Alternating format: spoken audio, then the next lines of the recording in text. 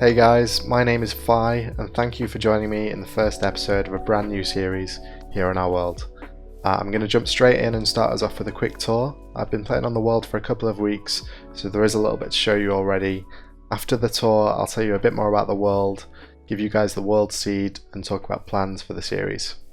I also want to mention I made a bit of a derp a couple of times in the video, and you'll see a small black frame at the bottom of the screen in some parts, and that's due to me recording in windowed mode. There's also a few keyboard sounds in the video, so I apologise for that. I do have some dampening rings for my keyboard on the way, so both of those issues should be fixed, hopefully by the next episode. Okay, let's get started. So this is my temporary storage area. We will be moving over to a more automated storage area in the near future, but for now this is where I keep all of my bits and bobs.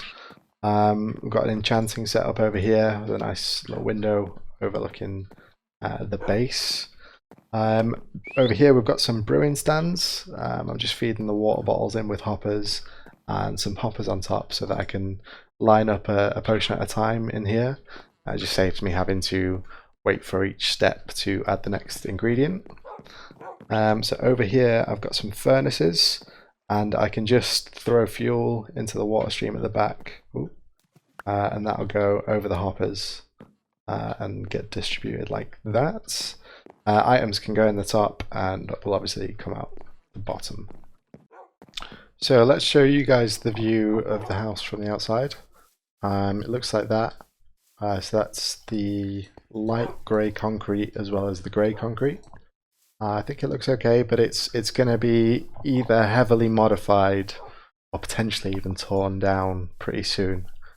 But yep, that's that. We've got sugarcane and bamboo growing over here. Observers are triggering the pistons to harvest them, and then drops are obviously collected by the hoppers in the minecarts. And behind there I've just got one singular cactus which is going to get popped off by the sign, and I'm just gathering the drops there. I do have a load more in the storage area as well, and yeah, some pumpkins growing there too. Over here we've got a little water feature. I've just hidden an ender chest in there and some decoration going on as well. This is a melon and pumpkin farm designed by Ilmango. The observers are detecting updates on the stems and triggering the pistons, which push the drops into the hoppers underneath. At the moment I've actually got the melons getting filtered out by an item filter just here, and they come down to the dropper, which shoots them into a water stream that you can just see there, and the water stream goes around and then up behind this composter. So the items come out here into the hoppers and into the composter, and we're just collecting some bone meal there as well. So I am also getting bones from the mob farm over here. It's just a pretty standard design, I guess, if I can get on top of it. Let's pop off the roof. Do I have pearls? Yep, okay. So inside it's just, there's 8 spawning platforms per floor and 2 floors. We've got carpets blocking off the spider spawns, and the mobs see the trapdoors and think it's a full block. And so walk into the walk into the water stream there, and then they get killed by a magma block, which is down at the bottom there, and then a hopper minecart to collect the drops. Let's see if we can pearl out of here. Yeah, it's a pretty simple mob farm. Not the nicest looking farm in the world. Again, I'm not sure how permanent this farm's going to be. It might get torn down, or at least given a big makeover fairly soon. Over here we've got the creeper farm.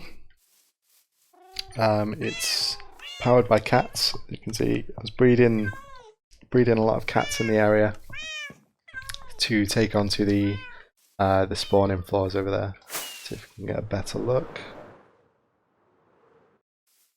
yeah, so the creepers spawn on the platforms, the cats scare them off, and they get funneled down by the water onto the campfires.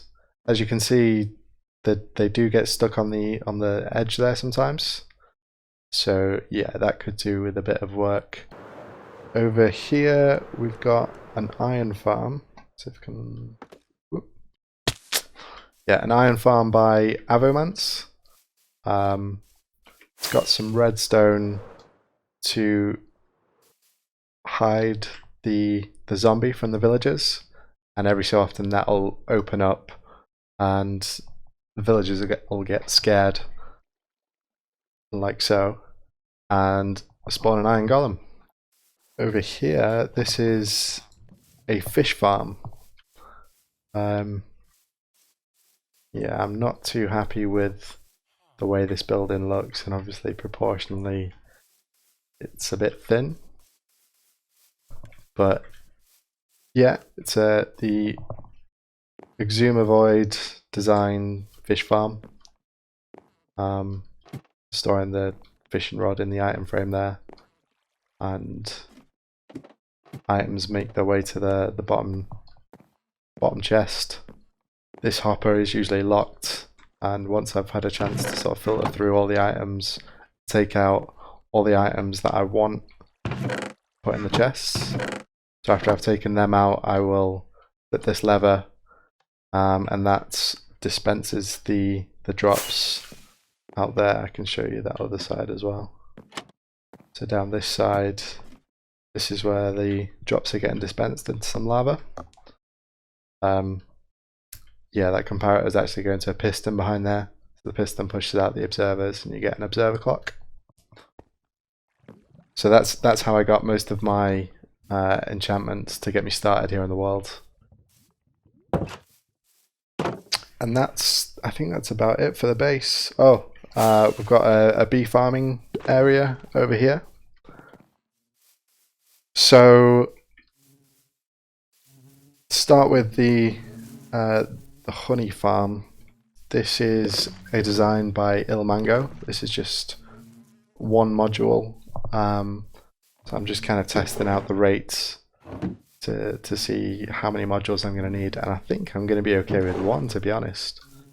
But we'll see. We'll see. Needs a lot of bottles to fill this thing up. The way I filled up all the hives was over here. So again, this was built from an Ilmango design. This collects the honeycomb with the shears in here, and I have just been breeding the bees in here, making hives and pushing the bees inside to fill up the honey farm over there. Okay, excuse me, guy.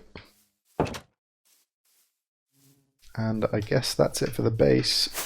Oh, we've got a little AFK room there. The Phi monument. If you guys didn't know, Phi is a Greek letter, which looks like that. So I've got the monument there. Over here, we've got some villagers. So this is a villager breeding module. 2 villagers in there, and I've just been throwing them carrots actually. So the villager breeder itself is designed by Impulse SV. The way it works is you'd have a farmer in here who's picking up the carrots, and he'd come over and throw the carrots over to the villagers. So I actually took the farmer out for now because I don't have a great place to send the baby villagers just yet. At the moment, they're just coming out of the water stream here and going underground into this little spot down here. So they come into this chamber, and I've just been pulling them out one at a time with a minecart and getting a few trades going. I've got a mending book guy here, and that's kind of been enough for me for now. So the only other thing that I have built in the world so far is the end farm. So why don't we make our way over there, and I'll show you guys that.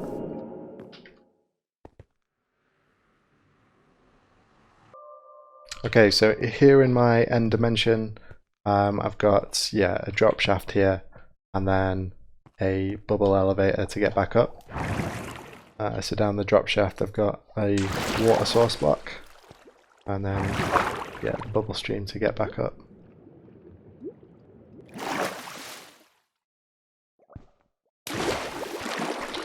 And a bit of a tunnel design here. This is the cyan clay, packed ice, nice little checkerboard pattern on the roof. So the end farm itself is a design by Nembon. So if you can go out and take a look. So the Endermen are attracted over by the Endermite, which is in the minecart here. Whoa. Yep, you can see him just there. So I've got double carpets down everywhere to stop the Enderman spawning, and also to stop them from teleporting. I guess I don't have enough of the carpets down. I'm still getting some guys teleporting. So the farm is down at Y1 at the spawning platform level. So yeah, it being as low down in the world as possible just means that we get the most spawns that we can with the size of the platform. And I think the leaves encourage pack spawning, so that helps with efficiency as well. So that's about it, guys, I think. Let's head back to the overworld, and we'll talk a bit more about plans for the series, as well as plans for the rest of the episode. I think we're going to get down to some building. I want to build a building around the bee farm. So yeah, let's go have a look. Okay guys, like I say, we are going to get some building, but first I need some glass to fill up the bee farm with glass bottles. So I thought I'd just tell you a bit more about the world while I'm grabbing some sand. I hope you enjoyed the tour, and I hope you feel reasonably caught up after that. When I decided to have a go at making YouTube videos, I almost started a new world, since that would have been a much better idea for a series. But I figure there's going to be very few people watching this, so may as well just continue on with this world. For the world seed, I'm actually using the Hermitcraft seed, as it just ticked a lot of boxes for me. The other thing I've not mentioned is that this is a multiplayer server, which I host. I do have a couple of friends who play on here from time to time, but they're not big Minecrafters, so I'm basically just playing single player for now. I do want to get more people on the server, and later on in the video I think I'll talk a bit more about that. But yeah, for now though, I think it's just time to get some walls around that bee farm. So I'll meet you back at the base.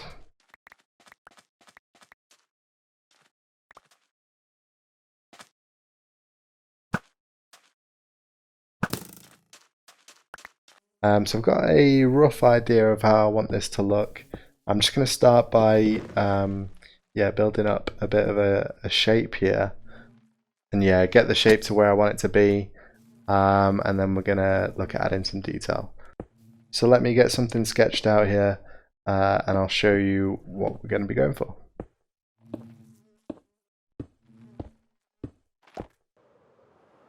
So here's the shape. It's basically just a box around the farm with a bit for the entrance, and then little bits on the side as well, just to mix it up a bit and add a bit of interest. For the roof, I'm thinking I want to add in some of the honey blocks. So it's going to be mixed in with some other blocks in the roof. I'm thinking stone brick and dark oak. Yeah, and I think the honey blocks might look good kind of interspersed around those, but we'll see. Okay, that's the roof in place, guys. I've also put some glass in the walls there, and that's just so that we can see inside the farm. So the next step here is just going to be to add a bit of detail. Yeah, I'm going to just be placing little bits, stepping back to take a look, and figuring out what looks good. So here we go.